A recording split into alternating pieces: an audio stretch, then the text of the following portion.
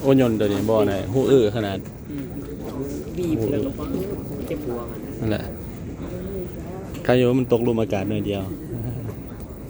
บ่แห้งอันนี้เขาอยู่มองหับอันนั้นเนาะกระเป๋าตัวเขาก็บ่ได้โหลดเดินก็ตัวโหลดได้หมดมาแล้วไปเคี่ยวเต็มก็เป็นเป็นไปหายตัวผู้ว่าที่ผมจะได้อ๋อเวลาเขาสังเกตก็คือตัวนี้เนาะสังเกตตัวนี้ไฟเขาบิน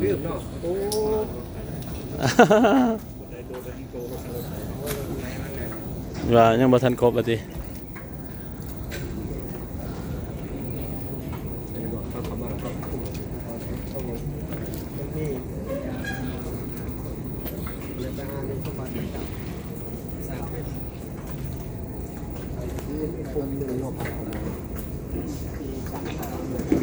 เป็นครั้งแรกเป็นครั้งสมิทที่เข้ามาประเทศพม่าหรือสหภาพเมียนมาแต่ว่าเขาโฆษณาอยู่คนจะเป็นอยู่ภูกามเนาะเมืองภูกามทะเล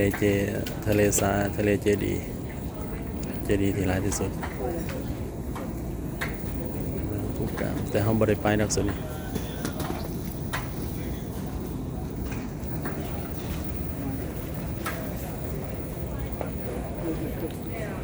บาจัด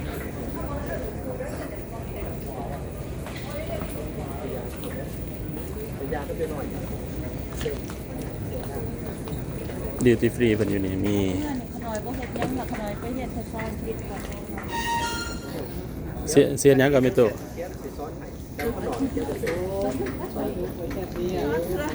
เฮ็ดเสียนภาษาอังกฤษบ่กี่นี่คันบ่มีคนนั่งตังนำบ่จักแนวสิเสียเงินโอ้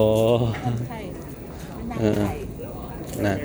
แม่ตู่เพิ่นเจ็บใจเพราะว่าเพิ่นบ่ได้ภาษาอังกฤษเมื่อแล้วเพิ่นสิมาเรียนนะครับ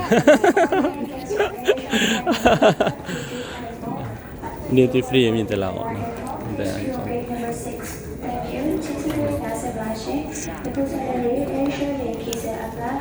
กระเป๋าแม่ตู่โหลดซั่นบ่กระเป๋าได้โหลดบ่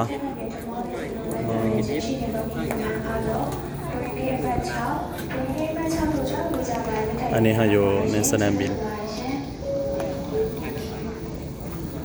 ก็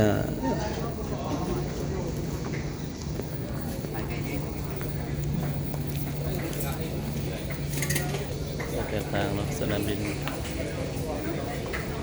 แบบเกาหลีลาวเงียบแต่ว่าอยู่ไทยเนี่ยก็เคลื่อน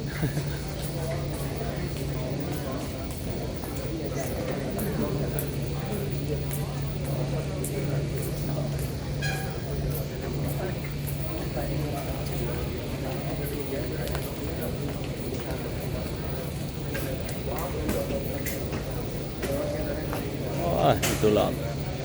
มาหอดแล้วทีมงานเขา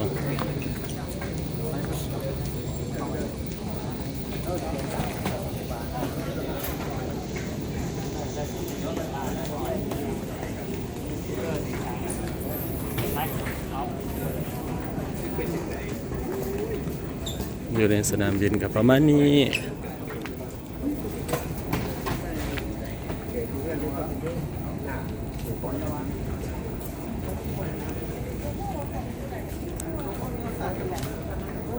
ว่ากับบางอย่างเนาะเขาจะ